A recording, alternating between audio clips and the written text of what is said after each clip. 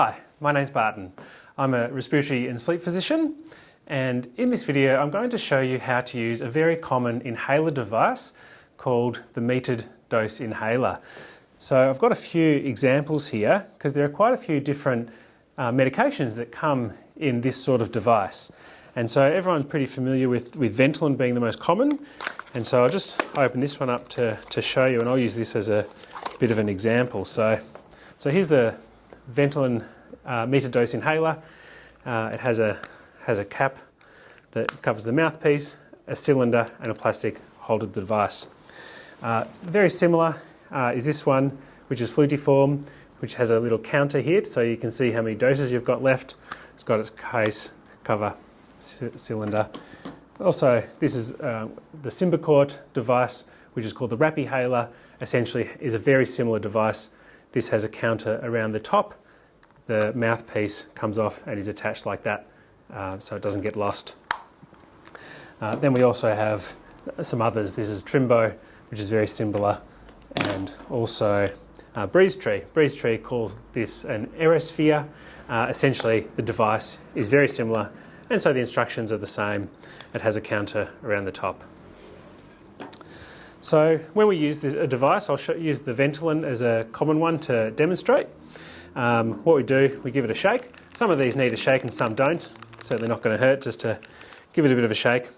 Then we can remove the mouthpiece. The first time we open one of these, we should prime it. And so we just push on the canister with our thumb at the base, and we'll see the jet of medication come through the mouthpiece. And the first few times you might not see anything as it gets primed. So I can see that there's a jet there now, so that's primed and ready to go. So what I do is I sit in an upright position and I breathe all the way out, and then I'll place the device into my mouth and seal my lips around the mouthpiece. And then as I take a slow, deep breath all the way in, I'll activate the device by pressing on the cylinder. And so I'll show you how to do this now. Breathe in, all the way out.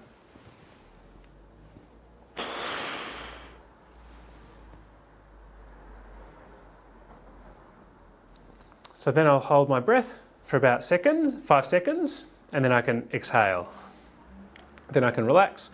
If I'm going to take 2 puffs of the inhaler, I'll then repeat the process exactly the same.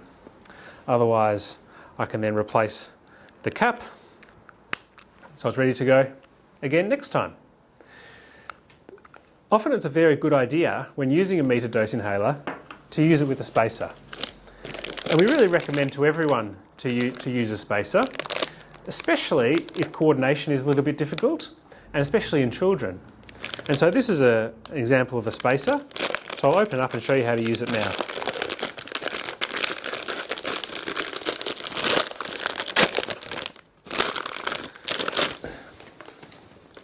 So what the spacer does, it's essentially a chamber of air where the inhaler goes into to one end and the other end is a mouthpiece. When you activate the metered dose inhaler, one of the issues is that, as you can see, if I shoot one into the air, there's a strong jet. And if that strong jet hits the roof of my mouth or my tongue, then I'm not going to get the medication where it needs to be, which is in the airways, in the lungs. So what this does is it mixes it with air. So we place the mouthpiece into the spacer, and then on the mouthpiece of the spacer, there's a valve. So if I breathe into this, it will let the air escape, but if I inhale from this, it will inhale from the contents. And so what I'll do now is very similar, except I use this mouthpiece. So I can breathe out, then put it into my mouth and breathe in, or I can just have it sitting in my mouth and I can breathe out into it, activate it, and then breathe it in. You can also take a few puffs on this to make sure you've got it all in. So I'll demonstrate that to you now.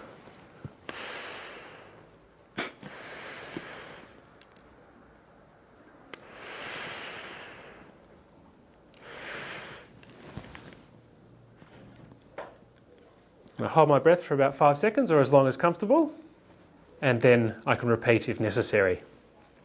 And so that's a really important step to use the spacer for most people, especially if it's difficult to get that coordination correct. So usually, most of the time, using a spacer is the right thing to do. It's good to wash this sometimes. You can just use a damp cloth to wipe the mouthpiece and inside to keep that clean. Make sure that there's no dust building up in that. And these should also be washed as well about once a week. They come apart at the side, so that can just be washed in warm water and just let to air dry. It's a good idea not to dry them with a towel because it can build up some static electricity that can cause the medication to stick to the walls. So just a bit of water, let it air dry, and it's ready to go. So remember, keep your spacer close to your metered dose inhaler, and that's the best way to take that medication. I hope you found this video useful in learning how to use your inhaler so that you get the most out of it. If you have any questions, feel free to contact us. We can help you, but also your general practitioner or your pharmacist can also show you and make sure that you're using the inhaler correctly. Okay, see you later.